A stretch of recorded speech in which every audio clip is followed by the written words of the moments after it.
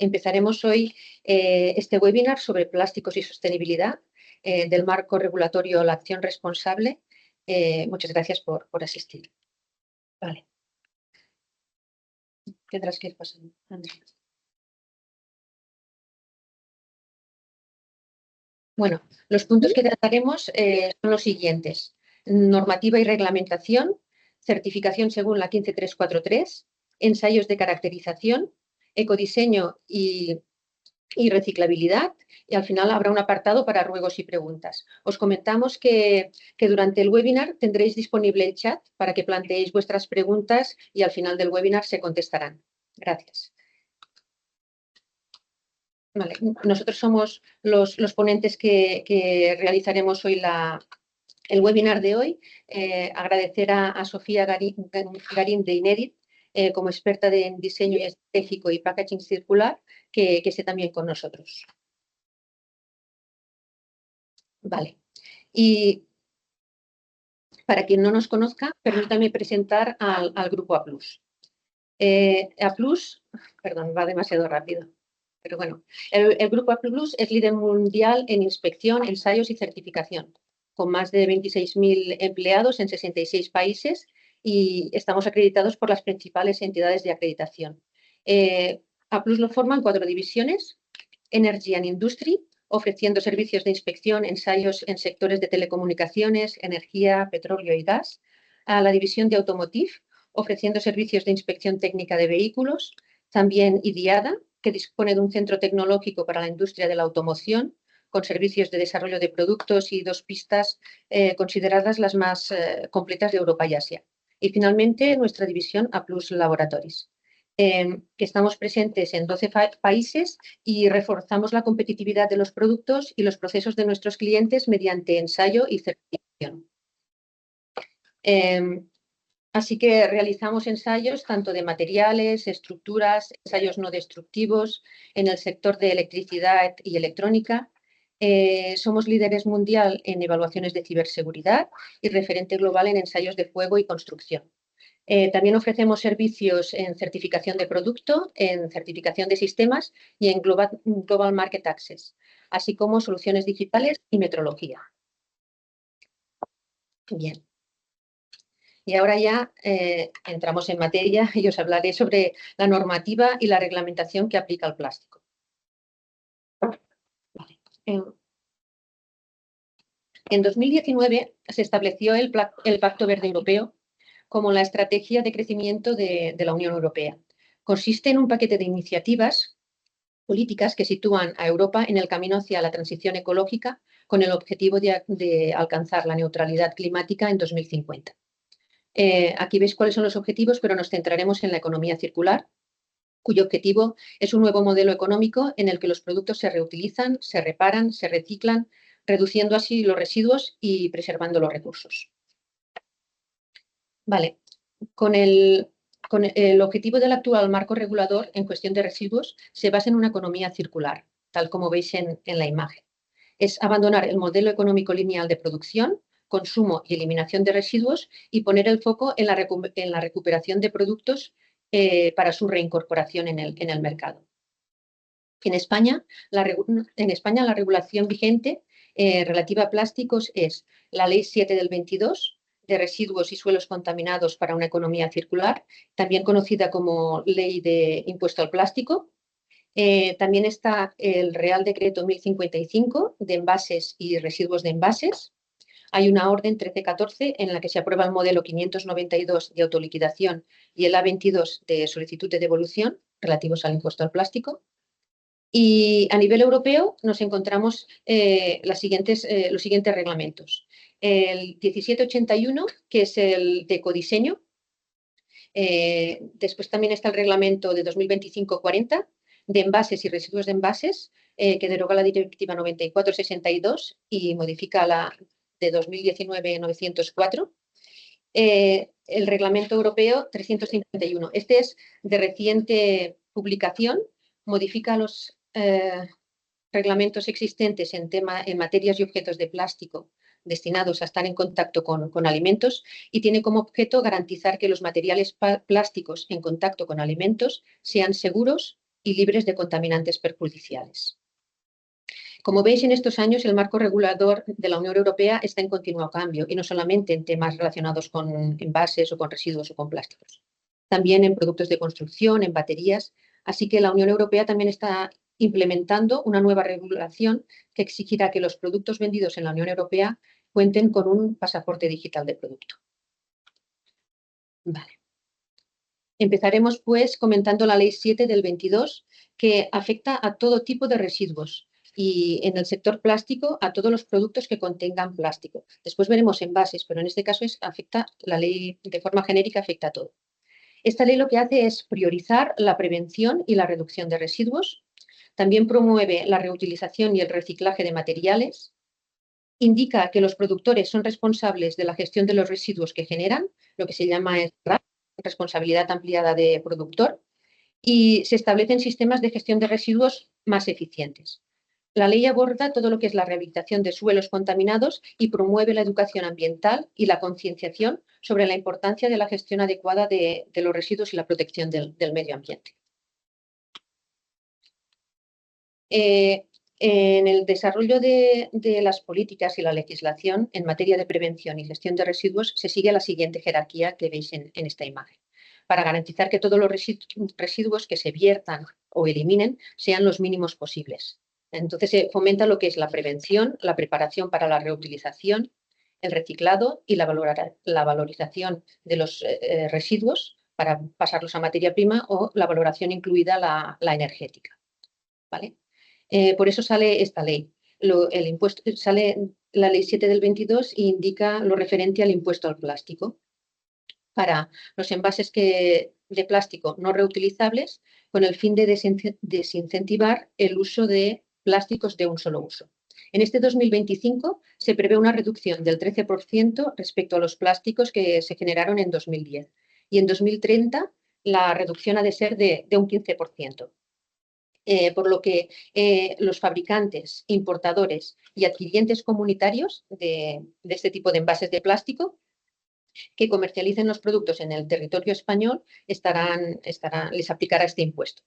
Así, por ejemplo, lo que son envases vacíos, como podrían ser las bandejas de PET para uso alimentario antes de poner el alimento. Productos que ya tengan contenido, como por ejemplo un detergente, una botella de detergente, ya con el contenido también aplicaría el impuesto. Los envases que van protegiendo a un producto, como por ejemplo un envase que protege a una lechuga, por ejemplo. También recae este impuesto en los productos semielaborados destinados a la obtención de envase, como pueden ser las láminas de termoplástico, o también a los productos que están destinados al cierre y a la comercialización o la presentación de las mercancías. Este tipo impositivo es de 0,45 euros por kilo de plástico no reciclado que contienen los productos, y para demostrar que un producto contiene plástico reciclado, esta cantidad tendrá que estar certificada. Quedan exentos de esta ley todos los envases no reutilizables que se destinen a medicamentos y a productos sanitarios, así como los productos que sean rollos de plástico empleados en pacas y balas que van para ensilado de forrajes. El periodo de liquidación será trimestral o mensual, en función del tipo de liquidación que tiene el contribuyente, y el Ministerio de Hacienda establece los modelos, plazos y condiciones para presentar las autoliquidaciones. La ley también indica deducciones y devoluciones cuando sea necesario, y también indica que si no se cumplen estas obligaciones, las empresas podrán enfrentarse a sanciones económicas. Vale. Por lo que, para evitar o reducir este impuesto al plástico, las empresas lo que pueden hacer es o bien certificar la cantidad de plástico reciclado que contienen sus productos mediante una entidad acreditada bajo la norma 15343 de plásticos y plásticos reciclados, o bien que demuestren que la condición de residuo, que la condición de ese envase es reutilizable. Sirve una certificación por tercera parte bajo la 13.429 de envases y embalajes. Vale. Y continuando con la reglamentación, el pasado mes de febrero entró en vigor el reglamento de la Unión Europea 2025/40, por lo que España está obligada a adaptar toda su normativa actual de envases y embalajes a este reglamento europeo.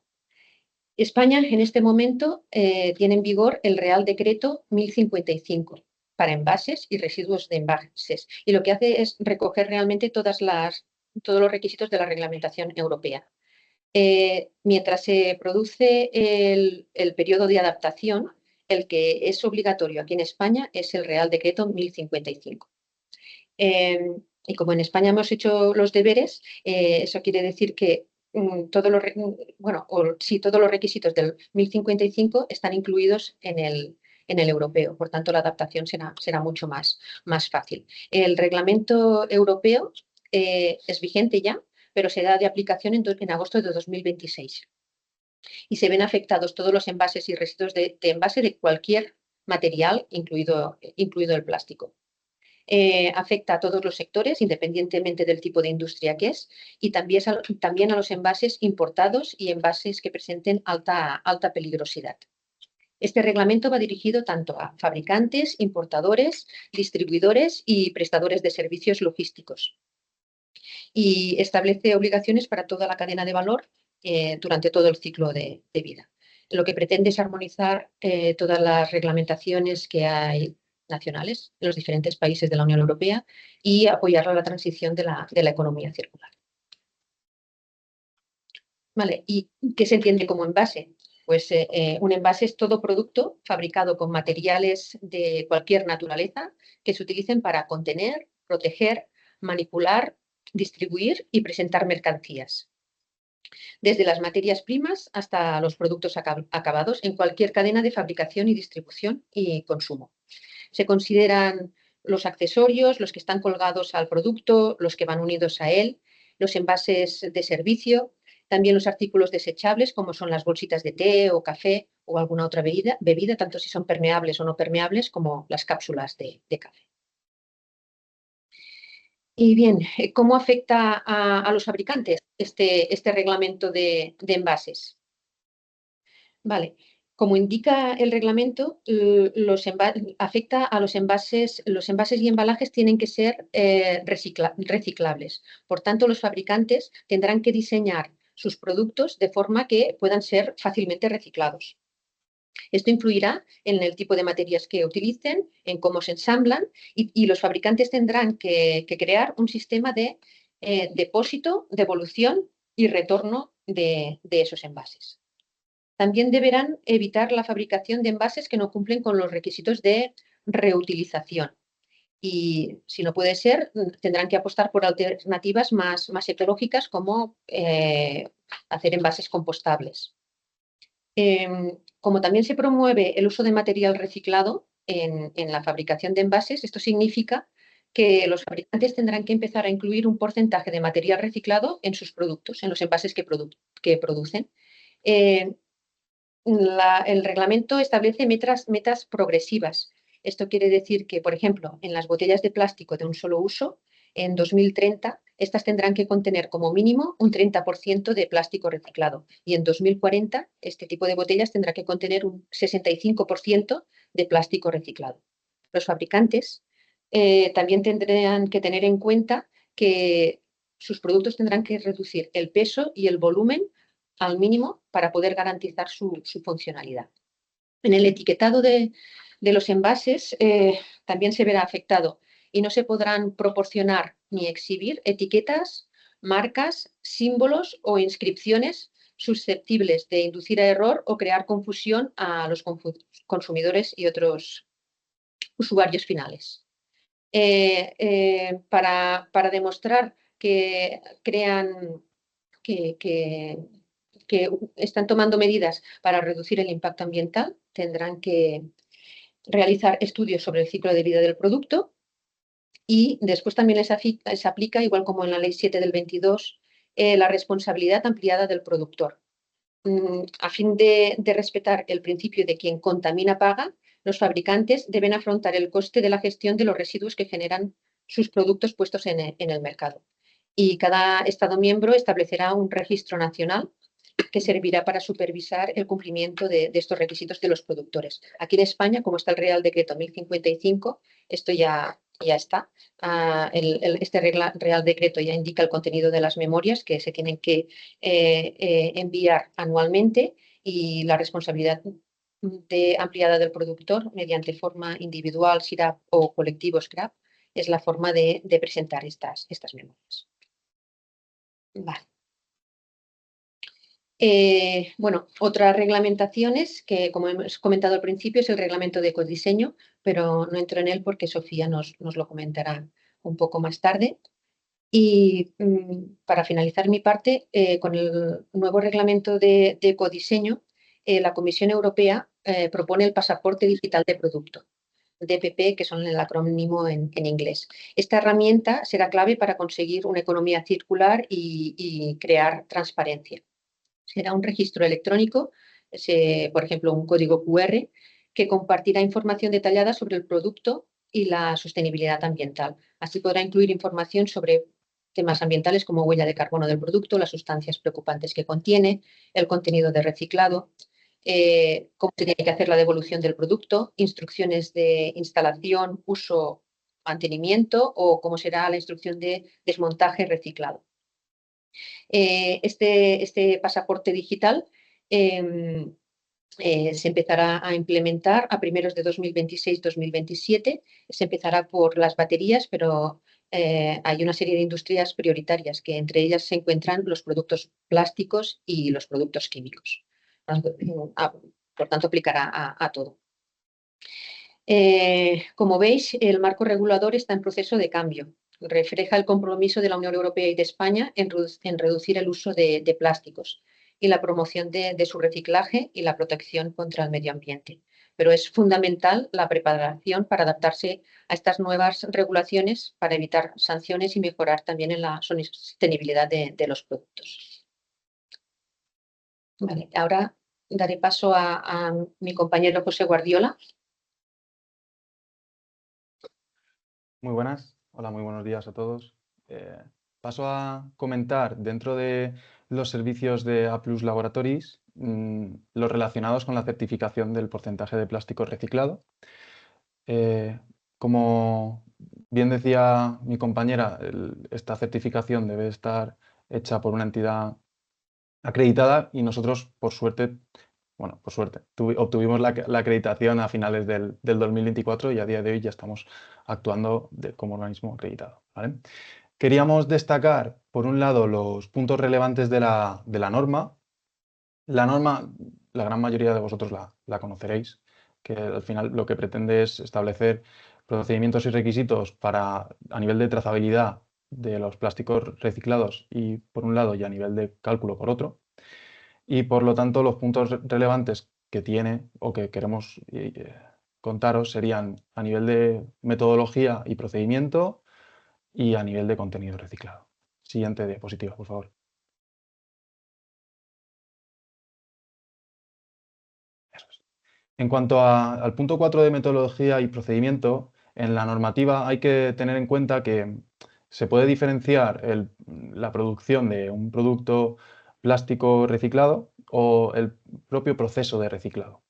Es por ello que hay que diferenciar en el control de material de entrada si nos encontramos en una entidad que es un reciclador y que tiene que tener una serie de requisitos asociados a la norma que podéis observar, o si es una entidad que es un productor de un envase plástico con contenido reciclado y los controles de material de entrada estarán asociados a la materia prima reciclada que podrá comprar cualquier proveedor. En cuanto al control de proceso de producción del reciclado, más que nada que es comprobar que la entidad registre una serie de variables en su proceso productivo que aseguren una calidad durante todo el proceso en sí y que pueda ser repetible durante el tiempo.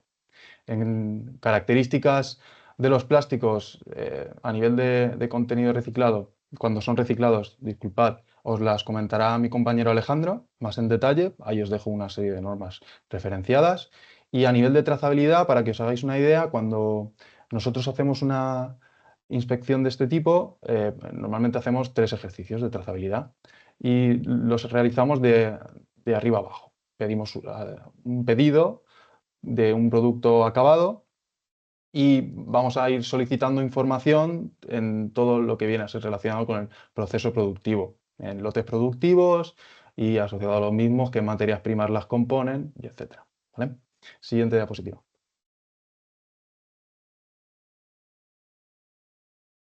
A nivel de calidad, la norma especifica que debe haber un control de producción en fábrica establecido, pero nuestro principio es aplicable, es que si hay una 9001 se mirará el control de producción en fábrica, pero no con tanto detalle, y en caso de no haber una 9001 se mirará el control de producción con mucho más detalle, ¿vale? A nivel de ejemplo, para que también lo sepáis, la tabla que hay en la parte derecha de la diapositiva es la información que debería pedirse a cada proveedor de contenido de material reciclado por cada envío de compra. ¿Qué pasa? Que se establece que cuando este proveedor ya es certificado por una entidad acreditada, no es necesario que envíen esta información por cada pedido. Sí que es verdad que se comprueba, pero no es necesario. La cuestión es que si tu proveedor no está acreditado, deberías disponer de esta información por cada envío. Y si te quieres certificar, es muy probable que adicionalmente se tenga que hacer una inspección al proveedor para comprobar esta información. A nivel de calibración, comentaros que todas las partes del proceso productivo por las que pasa el producto acabado deben estar calibradas en sí o mediante patrones trazables. Es decir, A+ es una entidad muy importante a nivel metrológico y que os puedo decir cualquier información o duda relacionada con el mismo, nos podéis enviar cualquier duda. Por cierto, que no lo hemos comentado, o sí, pero quería hacer hincapié de cualquier duda del mismo, las podéis ir dejando en el chat, ¿vale? Siguiente diapositiva. En cuanto al contenido reciclado, el cálculo, la norma identifica una fórmula muy sencilla, que al final es el contenido de material reciclado de las materias primas partido del peso total del producto. Sí que es verdad que esta fórmula puede llegar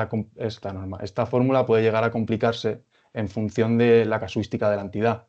Si vosotros podéis llegar a tener 5 proveedores de materiales reciclados distintos y cada proveedor tiene un porcentaje distinto de contenido reciclado y cuando queréis hacer el producto se meten todos, los cálculos van a ir complicándose. Si solo se tiene un proveedor con un porcentaje reciclado, el cálculo siempre va a resultar más sencillo.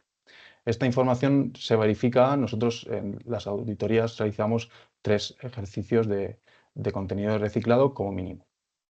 Y a nivel de balance de masas, para que lo tengáis en cuenta, lo que se mide es la plausibilidad, es decir, que toda la materia prima reciclada que se compra sea igual al producto acabado con contenido reciclado menos el stock.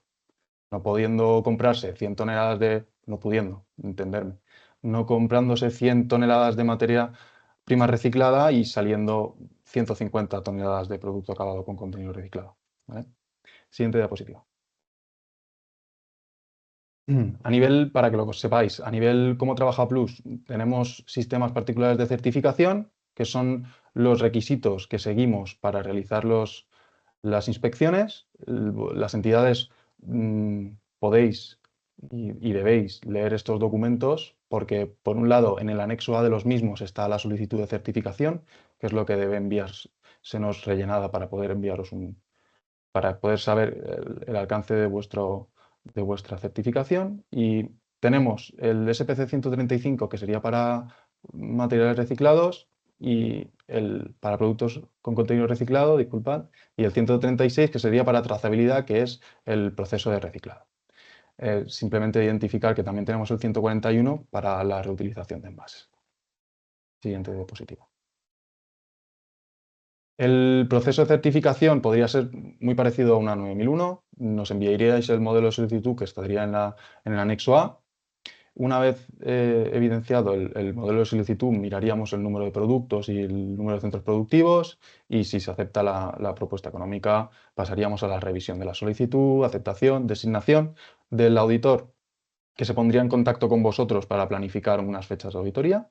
Os enviaría un plan de inspección o plan de auditoría y en el cual se especificarían unos documentos que deben ser enviados previamente a la inspección in situ para realizar una inspección documental, 10 días, como máximo 10 días antes. Y una vez enviados estos documentos, que también están identificados en el SPC, se realizaría la inspección in situ para confirmar la documentación que se ha evaluado previamente.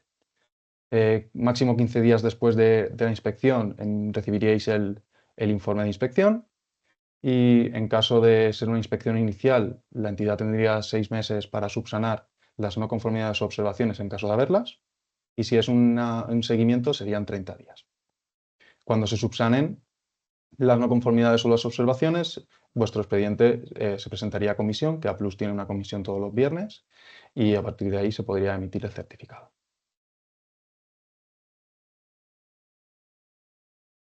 Esta diapositiva os la dejo como referencia de los puntos que se evalúan en los SPCs 135 y 136. Siguiente diapositiva. En cuanto a la reutilización, hay otros puntos que se deben tener en cuenta. Primero de todo, identificar el circuito de reutilización del envase, y después se mirará si hay un control de producción, un control de la reutilización, un control del reacondicionamiento y un control sobre todo de la gestión del envase una vez llega a su fin de vida útil. Siguiente diapositiva. Aquí os ponemos un ejemplo de lo que podría, la información que llevaría un certificado de A+, por el cual tendríais un número específico, vuestra tipología de producto y el nombre y dirección de la organización. En caso de ser SPC 135 y 136, vendría con el sello de NAC, y si es 13.429 o el SPC 141, no vendría con ENAC porque no está acreditado. Y después ahí tenéis la tabla con los productos, características y composición que correspondería al anexo de vuestro certificado. Y con esto termina mi presentación, mi parte. Os dejo con mi compañero Alejandro, que os va a hablar de ensayos de caracterización. Muchas gracias. Muy bien. Pues ahora pasamos a la parte de ensayos de caracterización. Aquí simplemente comentar que la normativa obviamente tiene un compromiso con no contaminar más el planeta, entonces, pero también tienen que los materiales llegar a ser igual de funcionales que si fueran material virgen, digamos. Entonces, los materiales en los que se basa la normativa, estas normativas a las que ha referenciado mi compañero José antes, se basan en 5 plásticos, digamos, 5 termoplásticos, que como son el polietileno, el polipropileno, el poliestireno, el PVC y el PET. Estos 5 materiales se utilizan en grandes cantidades en gran cantidad de industrias, muchas de ellas ya se han comentado, sobre todo como envases. De hecho, hay una parte hay una normativa específica para envases, pero también se utilizan en la industria automotriz, en industria alimentaria, en la industria de la construcción, en la industria electrónica. Entonces, estos materiales en los que se basa la normativa, digamos que son los que tienen más uso a nivel mundial. Pues dentro de la siguiente diapositiva, por favor, dentro de los ensayos que solicitan las normativas, como veis aquí, en la primera diapositiva se ven el polietileno, el polipropileno y el poliestireno. Hay una normativa para cada material. En estas normativas se describen los ensayos obligatorios que hay que realizar a cada material. Como cada material tiene propiedades diferentes, pues por ejemplo, en un polietileno hace falta determinar el índice de fluidez, cuando en el poliestireno no hace falta, o el impacto. Entonces, estos son ensayos que hay que realizar obligatoriamente, que los solicita la norma, pero también hay todo un seguido de ensayos que son opcionales, o que incluso cada fabricante puede añadir un ensayo de más porque es importante para su producto o para su aplicación final. Si pasamos a la siguiente diapositiva, estos son los ensayos que se solicitan para el PVC y para el PET. Aquí sí que hay para estos materiales más ensayos que son requeridos por la normativa. Y también comentar que depende del tipo de material que sea, puede haber diferenciación entre grados del propio polímero. Por ejemplo, aquí en el PVC diferencian entre los ensayos requeridos para el PVC no plastificado y para el plastificado. O incluso pueden diferenciar entre, por ejemplo, para el PET, entre la diferencia entre tener el PET en escamas o en granza. Hay diferentes ensayos que pueden aplicar o que no podrían aplicar.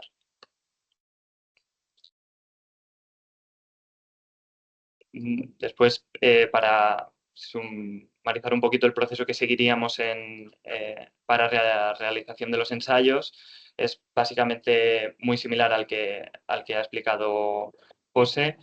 Aquí simplemente sí que me gustaría remarcar que como estos ensayos normalmente se hacen en materiales, digamos, no en producto acabado, sino en material, raw material, podemos hacer la preparación de los especímenes, ¿de acuerdo?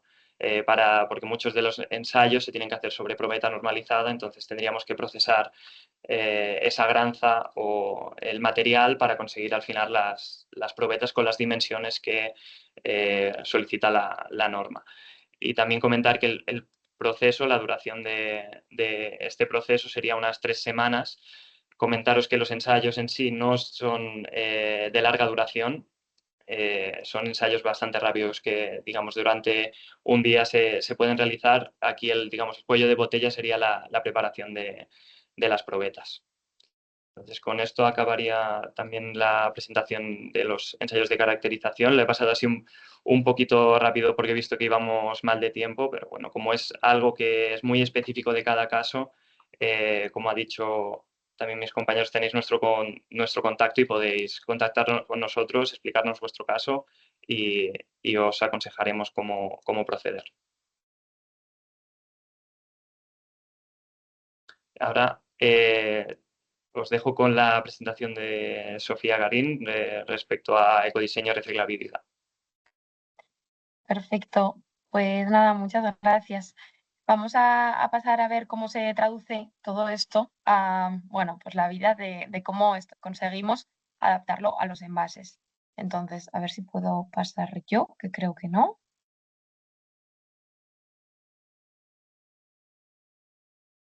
Bueno, mientras tanto os voy contando un poquito, me presento. Soy Sofía Garín, vengo del equipo de INEIT, que somos un estudio de innovación en el que trabajamos en la transición hacia la economía circular y el ecodiseño. Entonces, dentro de esta parte de ecodiseño, trabajamos diferentes tipologías de productos, incluida todo lo que son los envases, que es en lo que, sobre todo, pues vamos a estar viendo hoy, ¿no? Entonces, bueno, hoy hemos estado hablando mucho de lo que es el plástico de origen reciclado, pero para que haya ese plástico de origen reciclado necesitamos diseñar envases que sean reciclables. Entonces, vale, sí, puedes ir pasando. A ver si le puedes dar a pantalla completa. Vale, perfecto. Vale, y ahora creo que ya puedo hacerlo yo mismo, ¿no?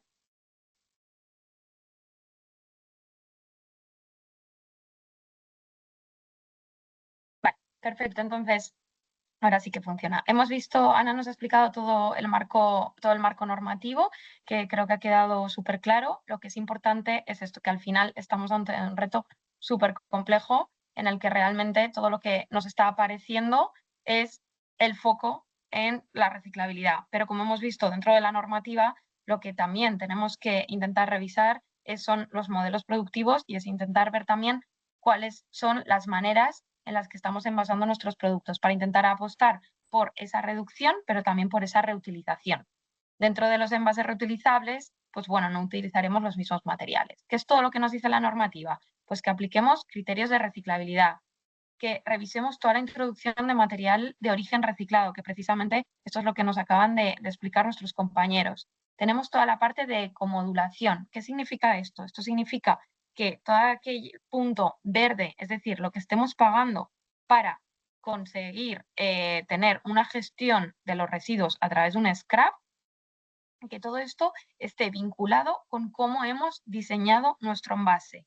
Es decir, siguiendo el principio del RAP, que viene a decir quien contamina paga, pues al final es que si estamos decidiendo tener unas características de nuestro envase que estén más alineadas con la sostenibilidad, pagaremos una tasa más reducida. Entonces, esto es importante que lo tengamos también en cuenta. ¿De qué dependerá? Pues dependerá de aspectos como el tamaño, el peso, pero también de la cantidad de material de origen reciclado que introducimos. De nuevo, es importante hablar también de la reutilización y entender cuáles son aquellas obligaciones que más allá de esto de pagar el punto verde, pues por ejemplo ahora también se ha establecido la obligación de establecer un plan de reducción de generación de residuos de envases y embalajes. Es importante entender que ahora mismo la responsabilidad ampliada del productor no va únicamente asociada al envase primario, que sería el doméstico, el que llega al usuario final, sino que también, como comentaba antes Ana, va vinculado a todo el resto del sistema de envase y embalaje. Esto significa envases domésticos, envases industriales, embalajes, secundario, terciario, etc. Es decir, todo material que utilicemos para poder conservar, transportar y hacer llegar nuestro producto al consumidor final o al punto de destino. Ahora mismo tenemos todo este tsunami legislativo, pero lo que está ocurriendo también, que es un punto muy importante y por eso necesitamos diseñar teniendo en cuenta todas las características que hagan que nuestro envase sea reciclable, es el hecho de que ahora mismo hay una tensión en el mercado entre la oferta y la demanda, porque como decíamos, se está poniendo la obligación desde Europa de incluir material de origen reciclado. Si no hay accesibilidad a este material, es imposible que podamos cumplir con la normativa. Pero es que además, si estamos viendo que materiales como el RPET es más caro que el PET virgen, nos podemos encontrar también con ciertas barreras económicas. Es por eso muy importante que como fabricantes y como envaseadores seamos capaces de elegir aquellos envases que sepamos que vayan a tener una mayor circularidad en el mercado, es decir, que vayan a acabar siendo seleccionados y reciclados y que por tanto podamos recuperar esa materia prima, uno de los principios claves de la economía circular.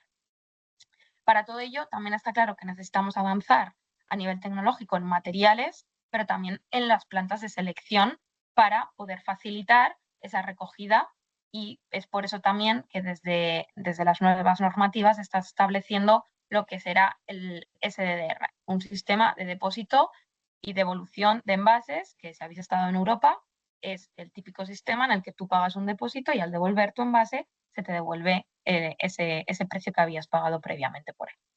Esto lo que permitirá será que al final tengamos un flujo de mayor calidad y más controlado. ¿Cómo abordamos todo esto desde el ecodiseño y qué es lo que intentamos aportar desde Inedit? Bueno, pues en este caso sabemos que gran parte del impacto ambiental de un producto está asociado a la fase de diseño. Para ello, tenemos que planificar, tenemos que tener una estrategia y sobre todo ver que sea viable a nivel económico, técnico y medioambiental. ¿Esto qué significa? Significa que tenemos que tener en cuenta todo el ciclo de vida del producto. Estamos viendo ciertas tendencias de cambios de materiales, sobre todo en el sector alimentación, que puede provocar un efecto rebote que sea peor. Si yo cambio mi material, pero hago que mi producto se conserve de una manera peor y que dure menos, que su vida útil sea peor, estaré favoreciendo al desperdicio alimentario. Por tanto, mi consecuencia medioambiental y económica podría llegar a ser peor. ¿Esto qué significa? Significa que tenemos que pensar muy bien en los materiales que utilizamos y pensar dónde están las oportunidades de esos flujos de recogida, de reutilización y de reciclaje. Si incluimos materiales de origen reciclado, que es como lo que estábamos comentando, será muy importante también que pensemos cómo se comporta en la fabricación, cómo se comporta en el transporte y si al final también puedo llegar a recuperar ese material para que vuelva a ser reciclado. Aproximadamente estamos hablando de unos 5 ciclos de reciclaje por los materiales plásticos. Sin embargo, cuando estamos hablando de papel y cartón, pues estaríamos hablando de más. El problema es que nos encontramos con muchas limitaciones de ese material para, por ejemplo, estar en contacto alimentario. Por eso se apuesta por el plástico de origen reciclado. Es importante que pensemos bien en esa optimización de recursos, gramajes, cantidad de sobreenvasado. Esto también es algo que está dentro del nuevo reglamento que marca Europa.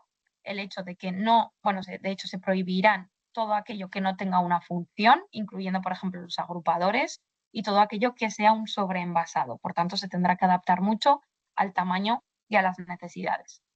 y sobre todo esta parte de extender el ciclo de vida del producto. ¿Qué es lo que tenemos que conocer para ser capaces de realmente analizar y para ser capaces de hacer ese cambio? Pues lo primero, tendremos que conocer muy bien cuáles son las necesidades del producto. Cuando estamos hablando de producto alimentario es mucho más crítico porque tenemos toda otra capa normativa que va vinculado con el contacto con alimento.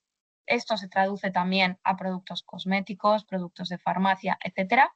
Pero, de nuevo, tenemos la obligación de revisar todo nuestro portafolio del envase, es decir, no únicamente el que está en contacto directo con el producto, sino también aquel que sea el envase secundario y el envase terciario.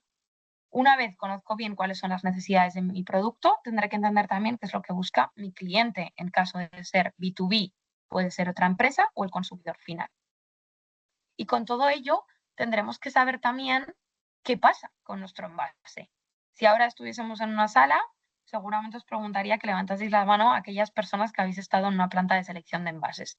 Y seguramente ni la mitad contestaríais que habéis estado, porque es algo que no solemos hacer. Y yo os invito, de verdad, a que os pongáis en contacto si estáis en algún clúster o si estáis si estáis en contacto con alguna scrap, que vayáis a ver una planta porque os sorprenderéis la cantidad de envases que por motivos de diseño acaban siendo rechazados.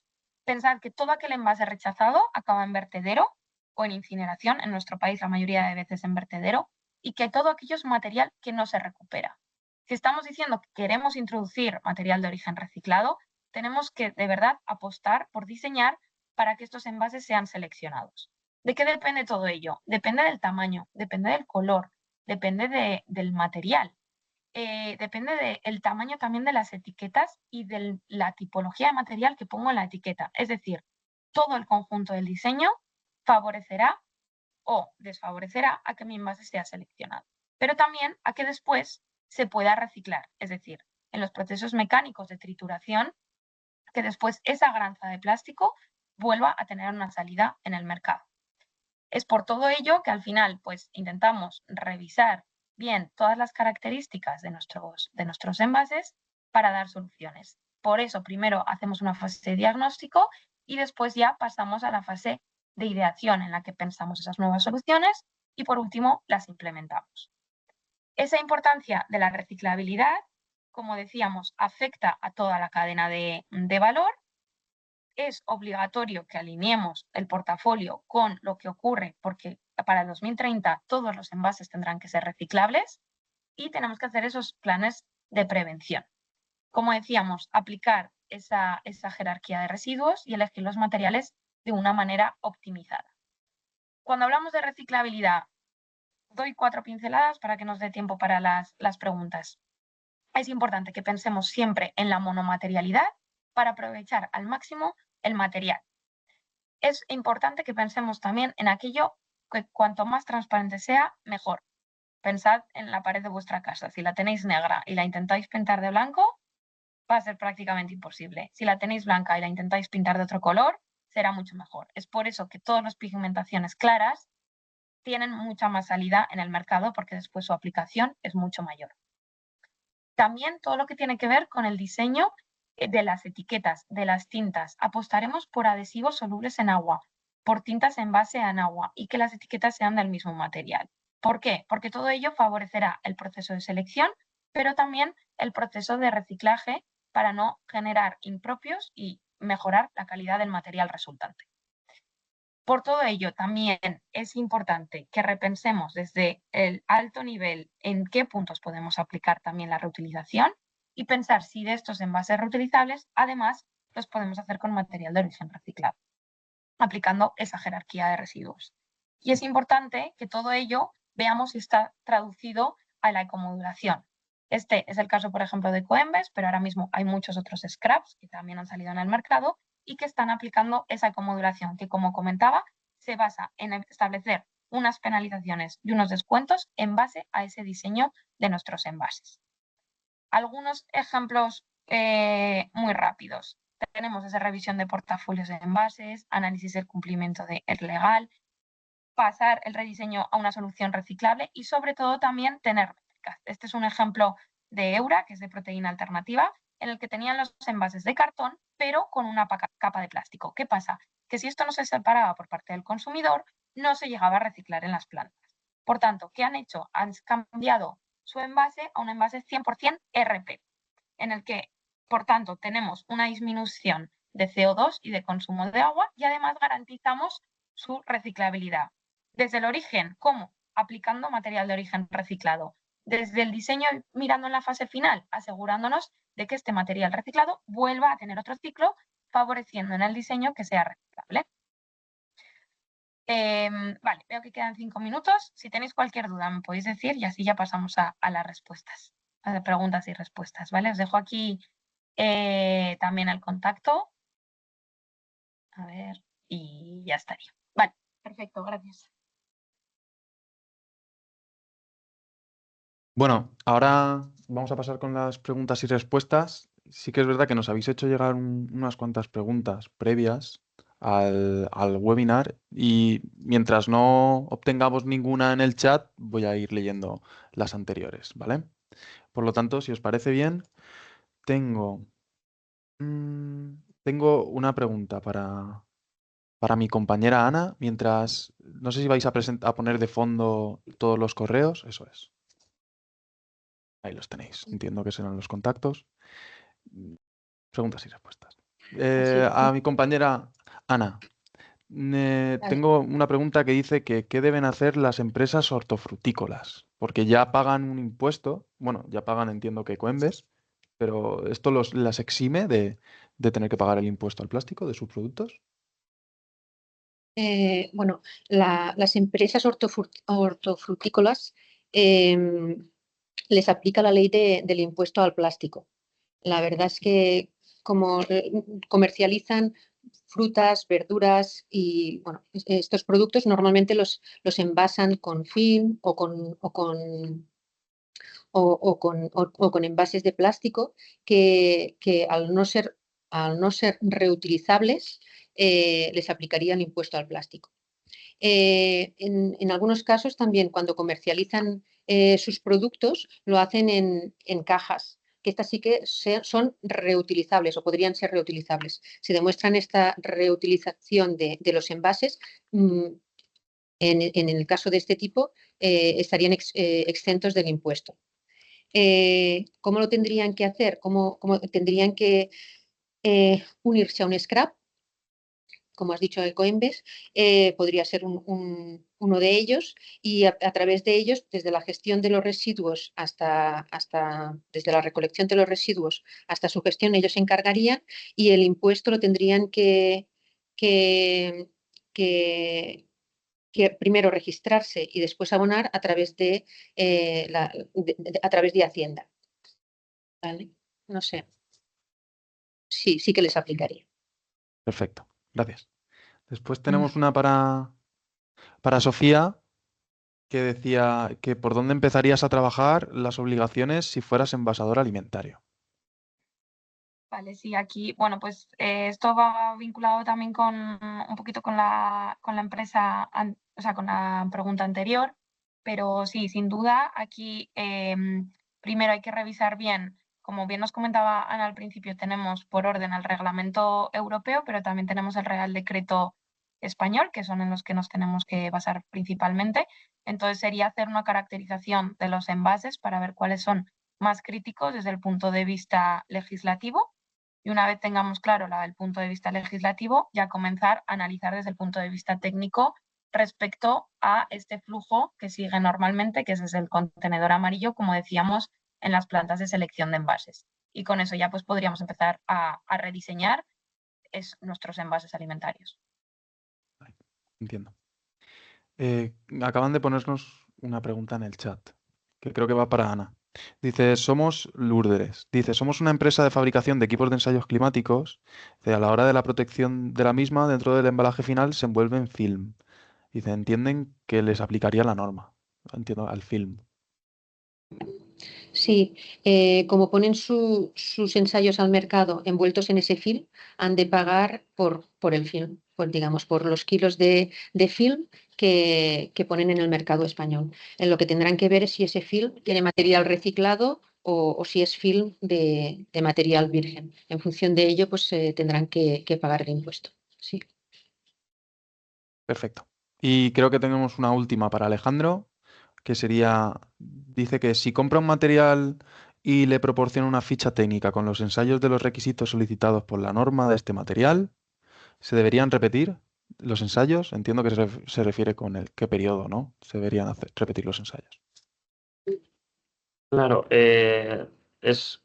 como he comentado en mi parte, los ensayos aplicarían más, digamos, en la primera parte de la cadena de suministro.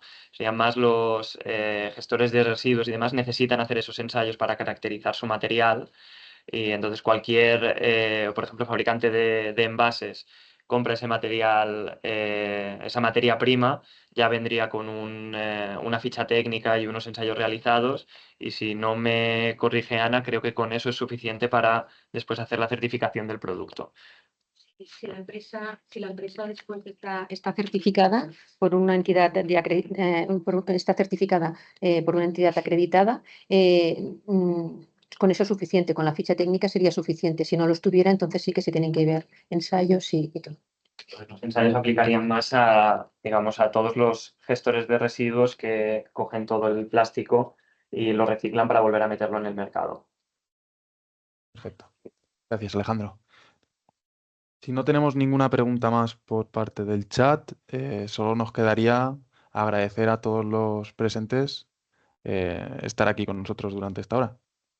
Lo mismo, tenéis nuestros contactos en caso de tener alguna duda relacionada con todo lo que hemos expuesto y daros las gracias por venir. Os enviaremos la presentación el contenido de este webinar, os lo enviaremos por mail a todos los asistentes. Muchas gracias.